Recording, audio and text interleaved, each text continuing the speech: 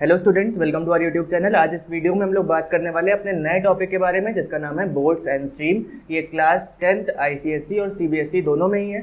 और इस टॉपिक में अगर हम बात करें तो कैसे हमें प्रॉब्लम्स को फॉर्मुलेट करना है वो देखेंगे। आप सभी ने रियल लाइफ में कई बार बोर्ड्स को भी देखा होगा और इसके अलावा बारिश के मौसम में भी कई बार आपने पेपर बोर्ड्स बना के तैराया होगा।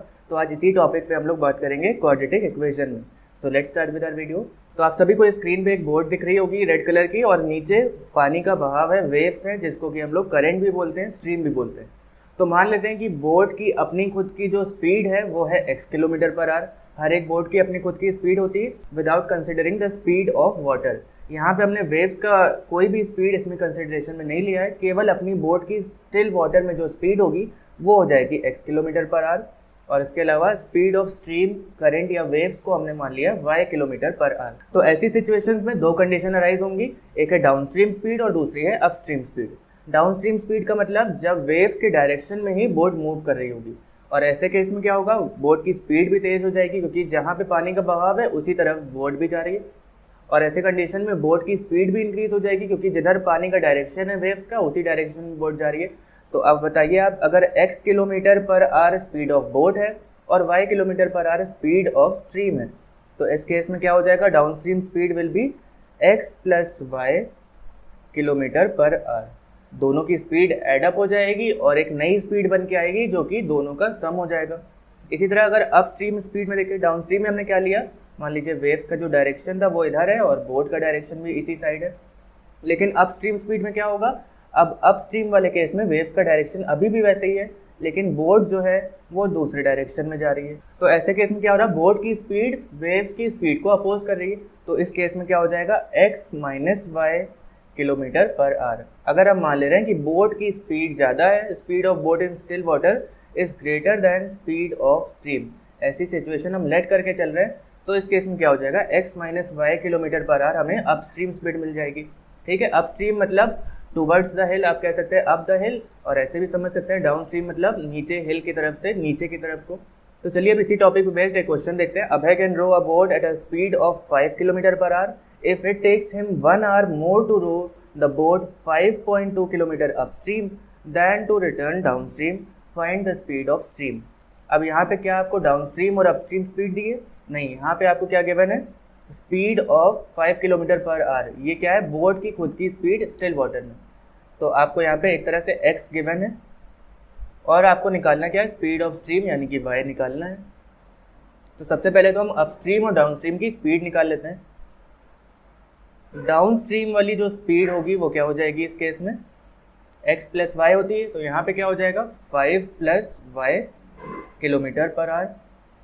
और इसी तरह अगर अपस्ट्रीम स्पीड देखेंगे तो वो क्या हो जाएगी, speed of boat in still water minus speed of current.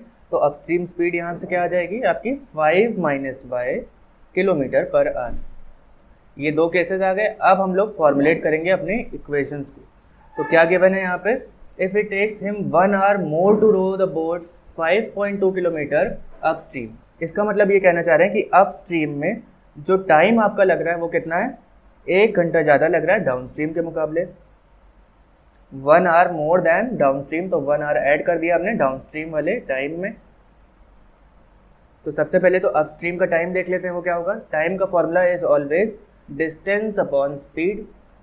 तो इस केस में क्या हो जाएगा, डिस्टेंस आपकी अपस्ट्रीम वाली क्या है 5.2 किलोमीटर, 5.25 किलोमीटर अपॉन यहाँ पे स्पीड क्या हो जाएगी 5 माइनस वाई, और डाउनस्ट्रीम टाइम क्या हो जाएगा 5.25 अपॉन 5 प्लस वाई। ऑलराइट, चलिए इसको सॉल्व कर लेते हैं। तो इसको देख लीजिए कैसे सॉल्व करेंगे, 5.25 upon 5 minus y minus 5.25 upon 5 plus y is equal to 1 hour. तो यहाँ पे देखिए 5.25 कॉमन लिया, अंदर आ जाएगा 1 upon 5 minus y minus 1 upon 5 plus y. 5.25 को हम लोग ऐसे भी लिख सकते हैं 525 अपॉन 100, और यहाँ पे एलसीएम लेंगे तो क्या हो जाएगा 5 plus y minus of 5 minus y. इस ब्रैकेट का बहुत ध्यान देना है, कई बार लोग क्या करते हैं ये माइनस साइन ऐसे ही लगा देते हैं जिसकी वजह से साइंस ऑल्टर हो जाते हैं।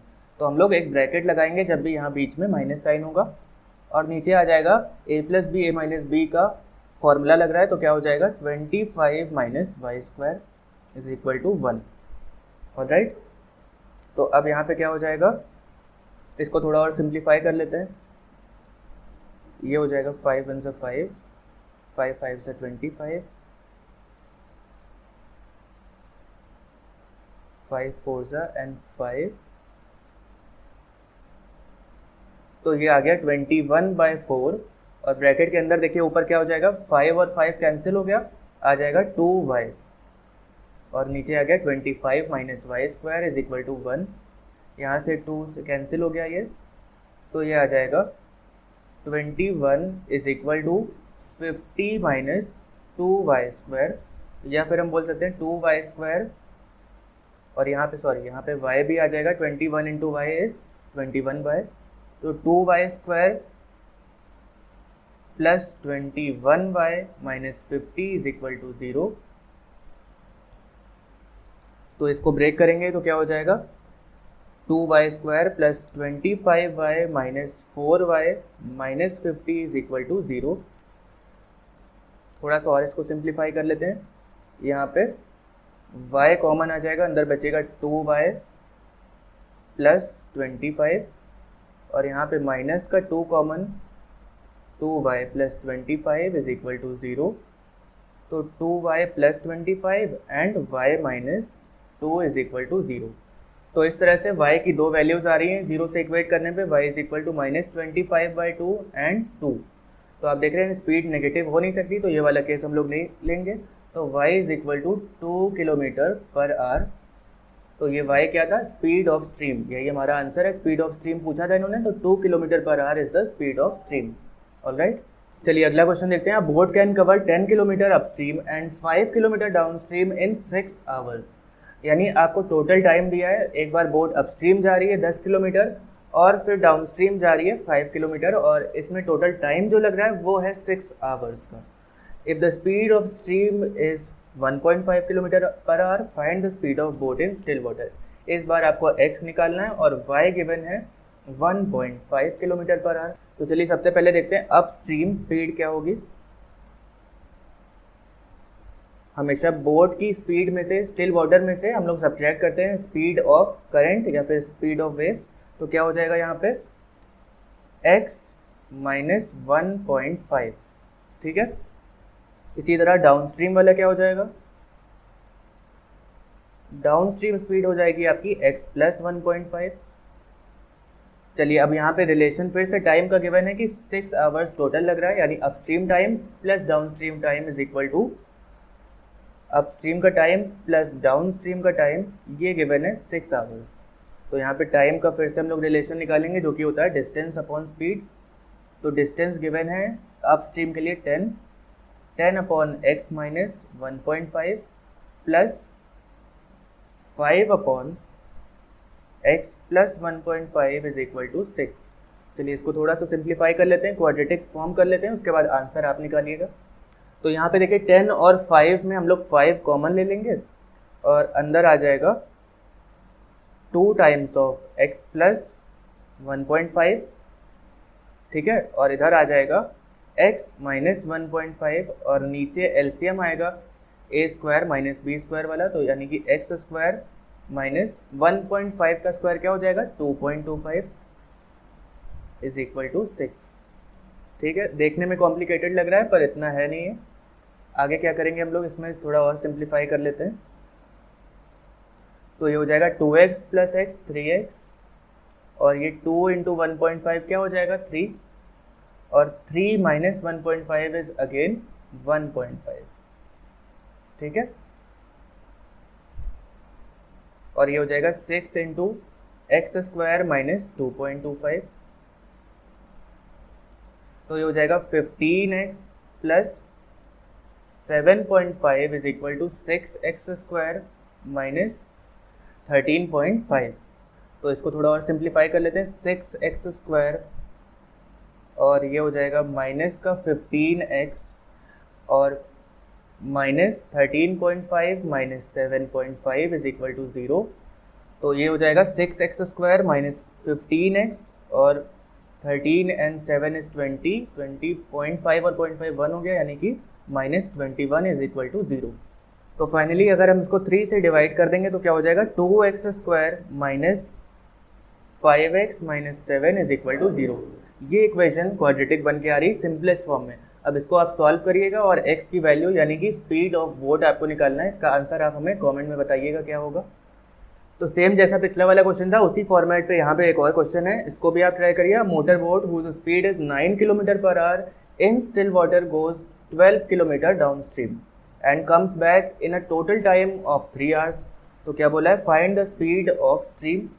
तो एक मोटर बोट है, पॉइंट ए से पॉइंट बी जा रही है और बोला क्या है कि इसका जो डिस्टेंस है वो है 12 किलोमीटर।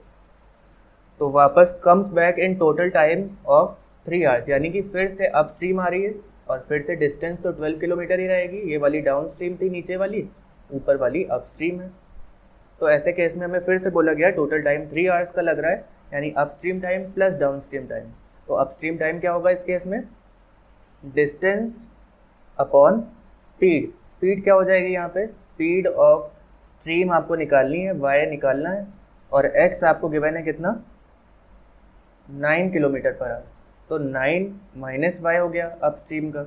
इसी तरह डाउन स्ट्रीम में 9 प्लस y हो जाएगा इज इक्वल टू 3। तो इसको आपको सॉल्व करना है और इसका आंसर भी आप हमें कमेंट में बताइएगा कि स्पीड ऑफ स्ट्रीम आपकी क्या आ रही है।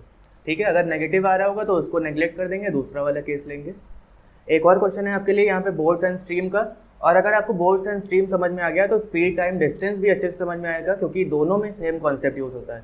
अब इस वाले क्वेश्चन में क्या है कि आपको टाइम जो है वो आवर्स और मिनट में गिवन है, तो सिंपली हम लोग टाइम को कन्वर्ट कर लेंगे आवर्स में, क्योंकि यहाँ पे स्पीड भी आप देख रहे होंगे इसमें किलोमीटर पर आवर है। तो यहाँ पे हम लोग इसको अगर आवर्स में कन्वर्ट करेंगे, क्वेश्चन सेज कि speed of boat in still water is 11 kilometre per hour. तो आपको यहाँ पे x गिवन है और आपको फिर से वही y निकालना है। तो अपस्ट्रीम का अगर हम लोग टाइम देखें तो क्या हो जाएगा, 12/11 माइनस y, और डाउन स्ट्रीम का टाइम ऐड होके और टोटल टाइम जो आपका आ रहा है वो आ रहा है 2 आवर्स एंड 45 मिनट। तो डाउन स्ट्रीम का टाइम क्या हो गया, डिस्टेंस अपॉन स्पीड। ये है अपस्ट्रीम वाला और ये है डाउन स्ट्रीम वाला टाइम। तो क्या हो जाएगा, 12/y प्लस 11 प्लस y, तो 2 आवर्स एंड 45 मिनट। आवर्स वाला तो वैसे ही कन्वर्टेड है, 45 मिनट को हम लोग कन्वर्ट करेंगे आवर्स में, तो क्या हो जाएगा 45/60। तो 2 प्लस 45/60, इसको सॉल्व कर लिया तो 15 3 ज़ा 45 एंड 15 4 ज़ा, यानी कि 4 2 ज़ा 8 9 10 11, 11/4 आवर्स आ गया आपका। और हमेशा यहाँ पे ध्यान देना है कि जब भी ऊपर जो नंबर आ रहा है दोनों जगह कॉमन है तो उसको हम लोग बाहर ले लेंगे, क्योंकि मल्टीप्लाई करते समय काफ़ी कॉम्प्लिकेटेड हो जाता है। तो हम लोग यहाँ पे 12 को बाहर लिख लेंगे, 11 plus y plus 11 minus y, नीचे आ जाएगा 121 माइनस वाई स्क्वायर, ए स्क्वायर माइनस बी स्क्वायर से, और यहाँ पे आ गया आपका क्या 11/4। ठीक है, इस तरह से सॉल्व करना है। ऊपर देखिए y और y कैंसिल हो जाएगा, तो फाइनली जो क्वाड्रेटिक आएगी वो होगी 12 इंटू 11 प्लस 11 यानी 22। अभी आप इसको मल्टीप्लाई मत करिए, अभी भी कुछ कैंसिल हो जाएगा। तो ये हो गया कैंसिल। इसके बाद हम लोग मल्टीप्लाई कर देंगे, क्योंकि ये हो गया 12 2 ज़ा 24, 24 into 4 is equal to 121 minus y square. तो ये हो जाएगा 96 is equal to 121 minus y square, या फिर y square is equal to 121 minus 96 which is equal to 25। तो यहाँ से आ जाएगा y square minus 25 is equal to 0। तो y plus 5 and y minus 5 is equal to 0। यहाँ से y की दो वैल्यूज़ आ गई, y इज इक्वल टू -5 और 5। स्पीड नेगेटिव हो नहीं सकती, तो हम लोग क्या करेंगे, y की स्पीड को 5 ले लेंगे, यानी स्पीड ऑफ वेव्स कितना आ गया आपका 5 किलोमीटर पर आवर। ठीक है, तो इस तरह से हम लोग बोट्स एंड स्ट्रीम और स्पीड टाइम डिस्टेंस के क्वेश्चंस को सॉल्व करेंगे। अगर आपको फिर भी कोई डाउट है तो कमेंट में ज़रूर पूछिएगा। मिलते हैं आपसे अगली वीडियो में। Until next time keep practising maths, because practice makes maths perfect.